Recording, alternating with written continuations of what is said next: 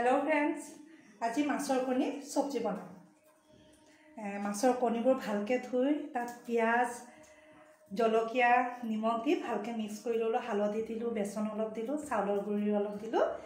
এটা কেৰাহী গৰম হতে তেল দি প্ৰথমে সেইখিনি সৰু সৰুকে পকৰি বনাই লম। এনেকে সৰু সৰুকে পকৰি বনাই উলিয়াই লম। মাছৰ কণীবোৰ এইটো চাওক, এনেকে সৰু সৰুকে পকৰি বনাই লম। আলু কাটি থৈছিলো সেইখিনি ভাজি লম।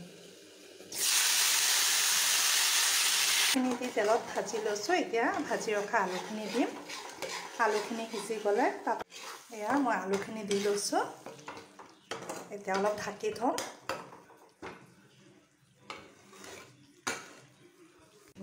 আলু অলৰেডি বইল হ'ল।